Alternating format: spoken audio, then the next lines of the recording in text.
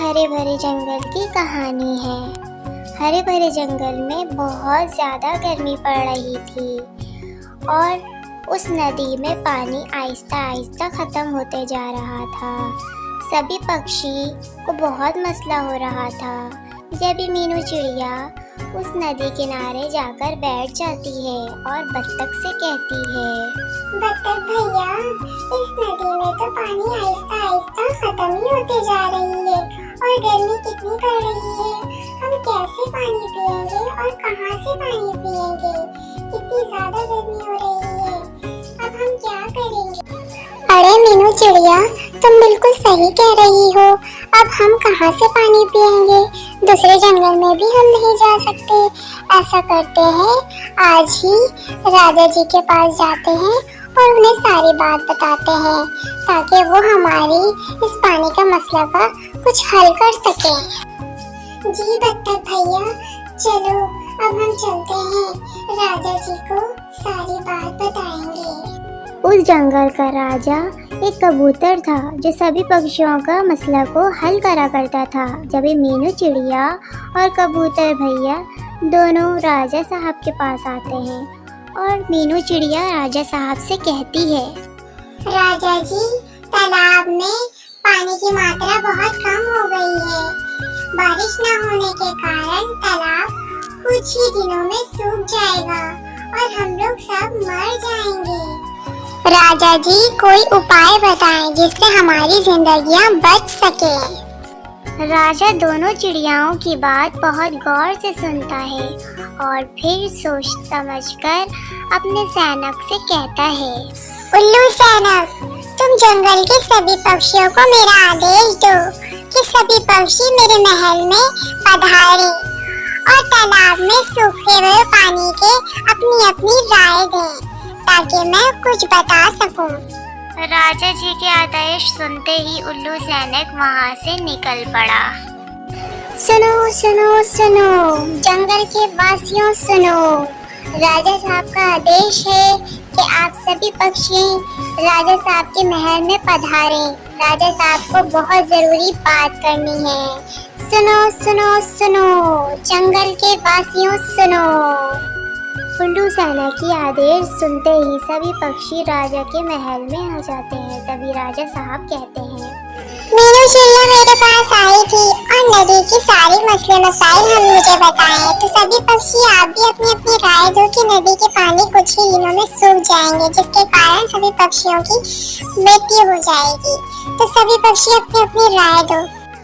तभी कालू कौवा कहता है, अरे राजा जी, मेरी बात माने तो उस तालाब को थोड़ी बड़ी कर दें ताकि बारिश हो तो उस तालाब में बहुत सारे पानी फिर हम सब पक्षियों को कोई भी पानी का मसला नहीं होगा। सभी पक्षी अपनी अपनी जिंदगियां गुजारेंगे। राजा साहब कालू कौवा की बात सुन लेता है और नदी को बड़ा करने का फैसला कर लेता है। कुछ ही दिनों में नदी बड़ी हो जाती है। तालाब बड़ा होते ही सभी पक्षी वहां से पानी पीना शुरू कर देते हैं और अपनी अपनी जिंदगियां हंसी खुशी गुजार रहे होते हैं।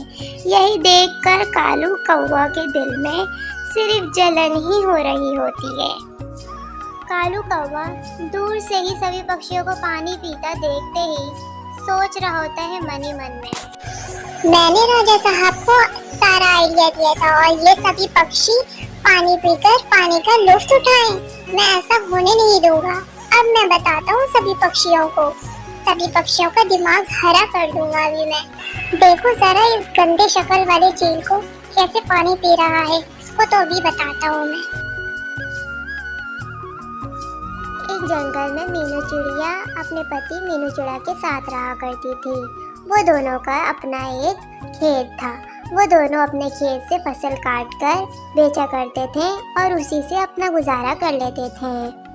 बस इसी तरह वे लोग हर साल अपने खेतों में बहुत ज़्यादा मेहनत करते थे। मीनू चिड़िया और मानो चिड़ा के बगल में कालू कौवा और उसकी पत्नी रानी कौवी भी रहा करती थी। कालू कौवा और रानी कौवी का भी उस जंगल में अपना एक खेत था। कालू कौवा उस खेत से बहुत ज़्यादा घमंड करता था, क्योंकि उसका मीनू चिड़िया से ज़्यादा फसल होता था और वो बहुत ज़्यादा कमाता था। इसी बात के लिए वो बहुत ज़्यादा घमंडी था और बहुत ज़्यादा एटीट्यूड दिखाता था। इसी तरह एक दिन मीनू चिड़िया अपने पति मानो चिड़ा से कहती है, अरे मीनू चिड़ा, हम तो हर साल की तरह बहुत दिन रात मेहनत करके खेत में काम किया करते हैं, लेकिन हमारे खेत से ज्यादा कालू कौवे के खेत में अनाज हो जाता है और हमारा मेहनत तो बेकार चला जाता है। हाँ मीनू चिड़िया, तुम कह तो सही रही हो, हम तो बहुत मेहनत करते हैं, लेकिन कोई बात नहीं, हमारी मेहनतों का फल हमें एक दिन जरूर मिलेगा और तुम याद रखना, हमें एक दिन फल जरूर मिलेगा। इतना कहकर वो वापसी दोनों काम पे लग जाते हैं और अपने खेतों में काम करने लग जाते हैं। इसी तरह दूसरी तरफ कालू कौवा और रानी कौवी दोनों बहुत ही दिनों बाद अपने खेत में आते हैं। चलो रानी कौवी, हम इतने दिनों बाद इस खेत में आए हैं, तो कुछ न कुछ मेहनत कर लेते हैं इस खेत के ऊपर। हाँ कालू कौवे, तुम बिल्कुल सही कह रहे हो, चलो अब जल्दी से हम खुदाई शुरू कर देते हैं। फिर वह दोनों अपने ही खेत में अलग अलग जगहों पर खुदाई कर रहे होते हैं। अब खुदाई करते वक्त उसके अंदर से एक हीरा नजर आता है। वो इस हीरे को बाहर निकाल लेती है और कहती है, अरे कालू कौवे, तुम कहाँ हो? देखो मुझे क्या मिला है यहाँ। देखो मुझे जमीन के अंदर से हीरा मिला है कालू कौवे। अरे भाई, ऐसे क्यों चिल्ला रही हो, जैसे कोई खजाना लग गया हो हाथ तुम्हारे। अरे हाँ कालू कौवे, खजाने ही तो हाथ लग गया है। अरे हाँ रानी कौवी, ये तो देखने में बिल्कुल असली हीरा लग रहा है। अब तो हमें कोई काम करने की जरूरत ही नहीं पड़ेगी, अब तो हमारे पास पैसा ही पैसा होगा रानी कौवी।